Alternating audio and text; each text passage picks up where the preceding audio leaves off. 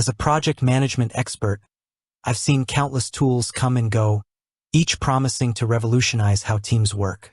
Wrike is one of those robust platforms that has consistently delivered, especially for organizations that need comprehensive visibility and control over their projects. But like any powerful tool, it requires a proper setup to unlock its full potential.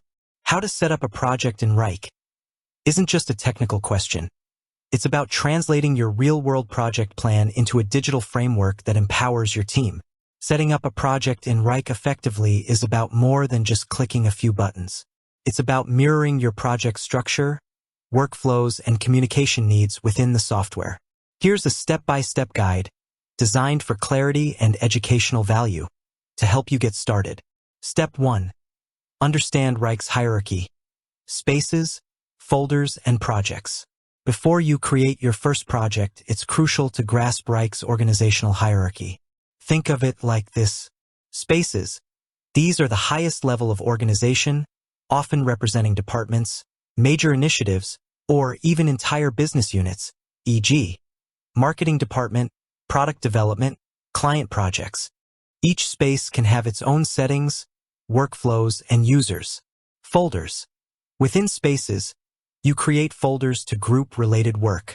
Folders can represent clients, specific campaigns, or ongoing processes, e.g., Client A, Q4 marketing campaigns.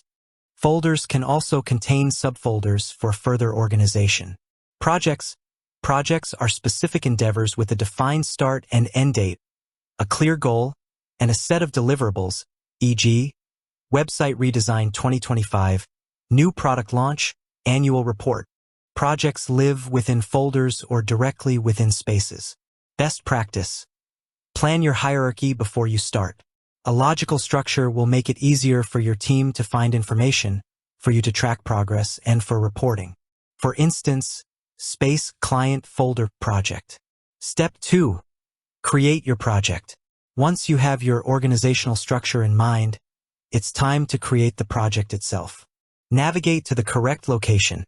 Go to the space or folder where your project should reside. Click the plus button.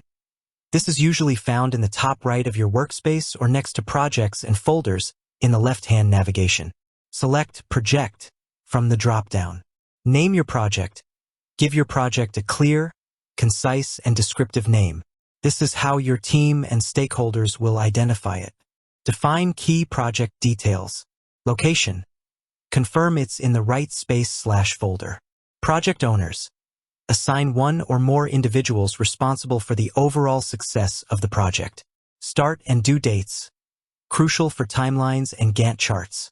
Wrike uses these to visualize your project's duration. Billing type, if applicable, for professional services. If you have Wrike for professional services or the Wrike resource add-on, you can define how this project will be billed, e.g., fixed price, time, and materials. Budget. Input your estimated project budget if you're tracking costs within Wrike. Default workflow. This is incredibly important. Wrike allows you to define custom workflows, e.g., new, in progress, review, complete. Choose the workflow that best suits this project's lifecycle. Your project will be created with the first status in this workflow. Default view. Select the primary view for this project, e.g., list, board, table, Gantt chart. You can always switch between views later. Share with. Define who should have access to this project. You can share with individual users, user groups, or make it public within your Wrike account. Click Create. Your project shell is now set up. Step 3. Break down work into tasks and subtasks.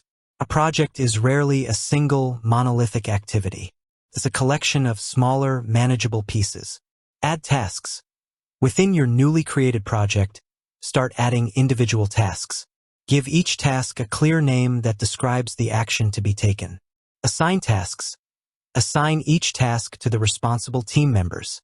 Clear ownership prevents confusion. Set task due dates. Assign specific due dates for each task. This drives accountability and helps with scheduling. Create subtasks. For larger, more complex tasks, break them down further into subtasks. This provides a more granular view of progress and ensures no small detail is missed. Add task details. Description. Provide all necessary context, instructions, and requirements for the task. Attachments. Upload relevant files, documents, images, or links. Comments. Use the comments section for ongoing communication and feedback related to that specific task. This keeps discussions organized and traceable. Custom fields.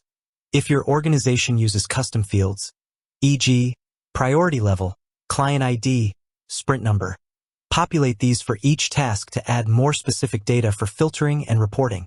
Best practice. Adopt a start with the end in mind approach. Define your project's main deliverables, then break those down into tasks and further into subtasks. Use action-oriented language for task names, e.g., write first draft, review legal document, develop login module. Step 4. Map out dependencies and create your timeline, Gantt chart. For projects with interconnected tasks, dependencies are crucial. Wrike's Gantt chart is your go-to for this. Set dependencies. Link tasks that depend on each other, e.g., task B cannot start until task A is complete.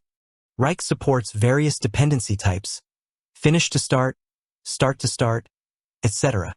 Setting these correctly helps prevent delays and clarifies the project's critical path. Adjust timelines. In the Gantt chart view, you can visually adjust task durations and dependencies by dragging and dropping.